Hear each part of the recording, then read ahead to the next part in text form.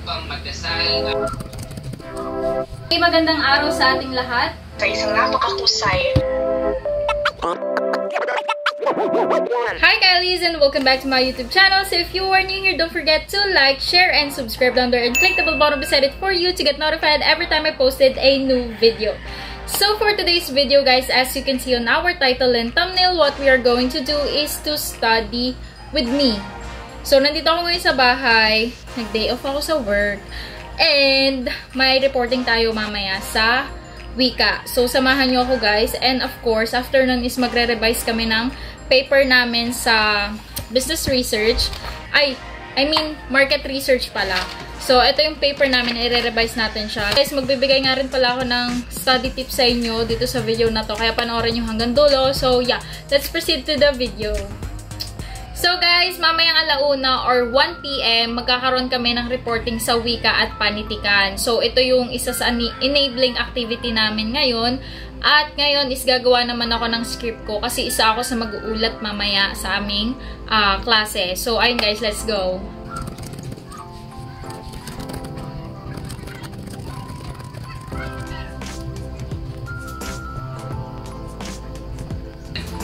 Pang magdasal at alalahanin lahat ng dito inaalala ang patapos ang 3 araw. Tradisyon ng mga Katoliko tuwing Isa, hanggat maaari dito hanggang 10 minuto lamang. Okay, magandang araw sa ating lahat. So ngayon, ihanda ninyo ang inyong mga keyboard. Okay, may nakita na akong mga nag-thumbs up. So James. Handa naman sila. So, maraming salamat Pilipining Mantikma. Nang ibahagi ang tamang sagot sa ating comment section. Nagising mo yung maaaring may mga matay sa... Sakto ang iyong sagot. So, papasok ko naman ngayon ang mikropono ay Pilipining Mantikma para sa pagpapaliwanag ng kahulugan at story ng... Magandang araw muli sa ating lahat. Sana ay nag-enjoy kayo sa ating palaro.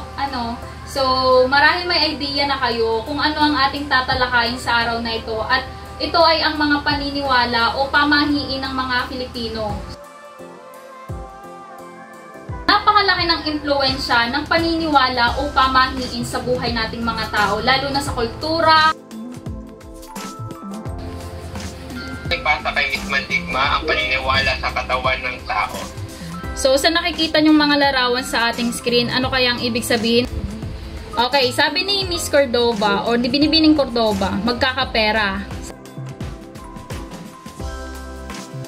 Ibig sabihin, yung pangalan ng tao na nakakaisip sa kanya is letter A yung simula. Maaring si Aldrin, si Andre, or kahit sino man na malapit sa kanya. So, 'di ba, mga dilulu? Hoy! Siguro may nakakaalam, yung mga galing din sa mga probinsya, ganyan.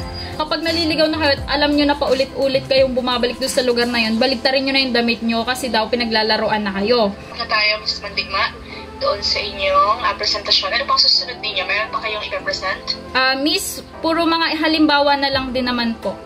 Okay, muli, nagpapasalamat ako doon sa kay Romero and Miss Mantikma sa isang napakakusay na pagtulo ay naging consistent sila doon sa kanilang presentasyon.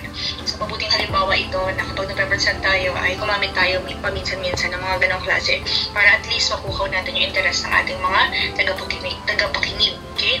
Dahil dyan ay screen kayong bigyan ng isang mahusay na commendation. Napaka naman natin ang grupo nila Miss Mantikma at saka nila Romero. So guys, tapos na ang aming reporting sa wika at panitikan at mabuti naman at nagustuhan ng aming guro ang aming presentasyon ngayong araw na ito. Ang sakit ng mata ko. Bakit? Bigla sumakit yung mata ko, hindi ko alam kung bakit. Pero anyways guys, ayun nga, nagustuhan nga ni Miss Acob yung aming presentasyon dahil napaka-interactive ng aming presentation. Gayon pa man ay napaka-Tagalog. Gayon pa man. Sino ka dyan?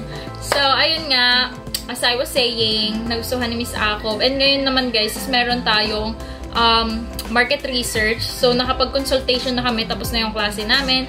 And ngayon, magre-revise naman kami ng paper.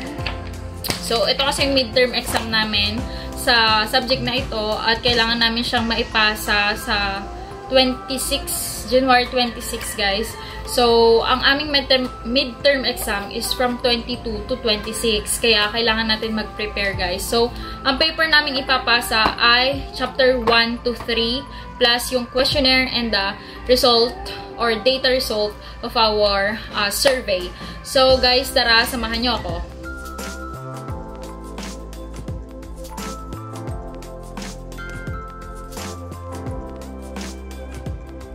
As of the moment, it's already 5:49 p.m. and we're almost done editing or revising our market research paper, and I'm so excited to finish this kasi after finishing or finalizing this paper, we're already done with our midterm output. So we don't have a written examination on this subject kasi nga paper yung isa-submit namin.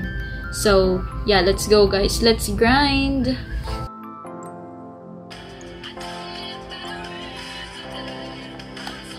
So guys, we're done with our vlog for today and thank you so much for watching. Kung nagustuhan nyo, please don't forget to like, share, and subscribe down there and click the bell button beside it for you to get notified every time I posted a new video.